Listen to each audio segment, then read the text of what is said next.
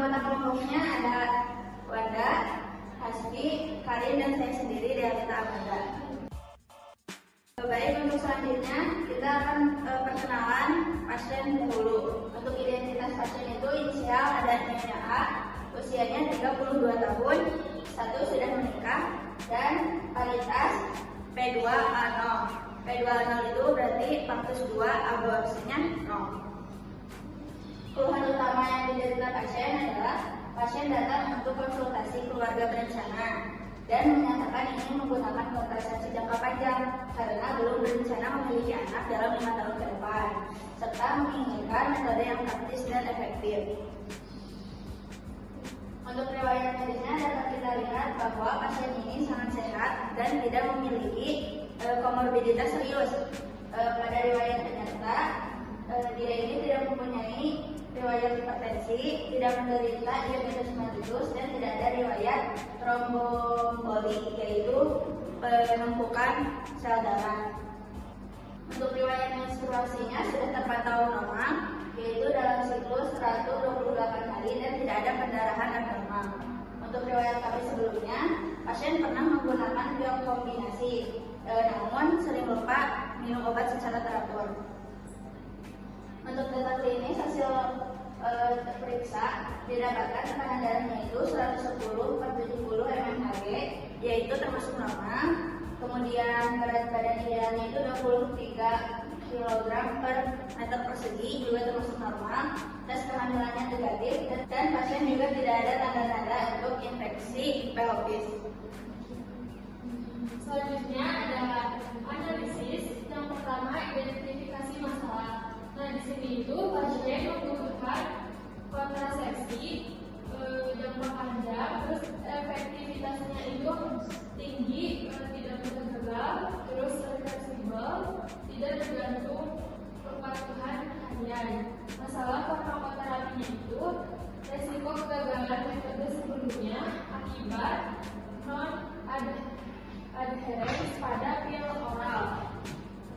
Selanjutnya ada DRT-nya, ketidakpatuhan penggunaan pada pil oral sebelumnya menyebabkan resiko klinis, kegagalan kontrasepsi, kehamilan tidak direncanakan, dan masalah utamanya itu suboptimal terapi akibat metode yang bergantung pada kepatuhan pasien.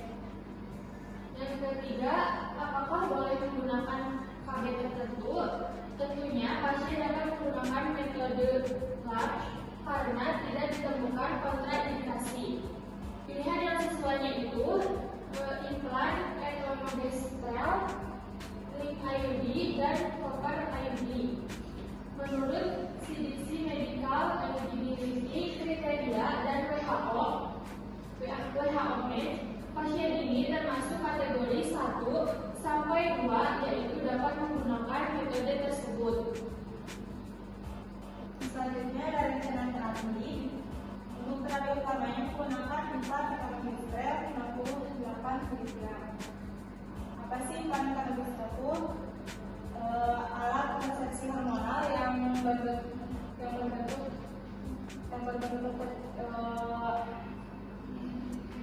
berbentuk kecil seperti batang plastik yang digunakan di bawah permukaan kulit atas. Alasannya efektivitas sangat tinggi, durasi kerjanya hingga 3 tahun, tidak tergantung kepatuhan pasien atau reversibel. Untuk rencana alternatifnya menggunakan AMG IUD, durasinya sampai 8 tahun. Yang selanjutnya copper IUD, durasinya hingga 10 tahun. Kalau dari pemerintah berdasarkan deadline cerita SPR 2024 dan SPR merekomendasikan LKC sebagai bahan efektif utama untuk hasilnya menginginkan kontrasepsi jangka panjang. Centers for Disease Control and Prevention Curtis et al. 2024, kemudian et al. 2024, World Health Organization WHO 2025, WHO SPR 2015. Lalu berdasarkan jurnal pada jurnal 1 Wiener BETO menunjukkan kegagalan LRC jauh lebih rendah dibandingkan pil atau link.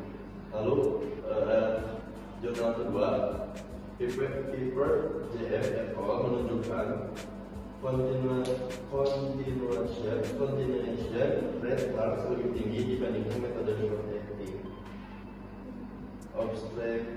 obstetrics and gynecology dan pusat. Lalu edukasi pasien ada beberapa aspek. Yang pertama itu cara penggunaannya. Yang pertama, implan dipasang subdermal oleh tenaga kesehatan. Lalu yang kedua, efektif segera sesuai waktu pemasangan. Yang ketiga, tidak memerlukan penggunaan ya. Lalu ada efek samping. Yang pertama itu ada spotting, lalu perubahan pola menstruasi. Yang ketiga, amenorrhea dapat terjadi. Lalu yang ketiga ada monitoring. Yang pertama, evaluasi kubah pasca pemasangan, lalu pantau efek sampingnya, dan ketiga, kontrol bila pendarahan berat atau keluhan lain. Kesimpulannya, pasien memenuhi kriteria penggunaan implan etonogestrel sebagai terapi utama karena efektif, aman, reversibel, dan sesuai kebutuhan HP jantung. Baik, mungkin cukup sekian. Ada yang ingin ditanyakan? Untuk pertanyaannya, mengapa masalah utama pada kasus ini dikategorikan sebagai potensial treatment differentiators padahal pasien belum mengalami kehamilan tidak direncanakan? Baik, saya akan menjawab pertanyaan dari Nurul. Karena pendekatan farmakoterapi tidak hanya menangani masalah yang sudah terjadi, tapi juga mencegah risiko klinis di masa depan. Pada kasus ini, riwayat sering meminum pil menunjukkan adanya faktor risiko kegagalan terapi. Meskipun belum terjadi kehamilan, kondisi tersebut berpotensi penurunan efektivitas kontrasepsi, kegagalan terapi, dan kehamilan tidak direncanakan, sehingga dikategorikan sebagai potensial DMP berupa potensial treatment ineffectiveness yang perlu diinvestasi dengan mengganti metode yang tidak tergantung.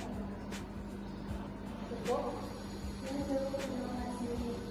Izin bertanya, jika semua metode HD jangka panjang itu sama-sama direkomendasikan seperti implan atau IUD, namun mengapa di kasus ini tuh yang dijadikan terapi utamanya implan etonogestrel?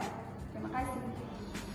Baik, untuk soal kedua saya akan menjawab dari Lali. Kenapa implan etonogestrel ini dijadikan terapi utama pada kasus ini?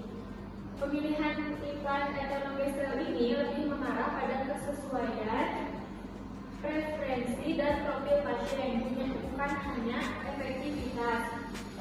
Implan ini juga lebih praktis, prosedur pemasangannya lebih sederhana,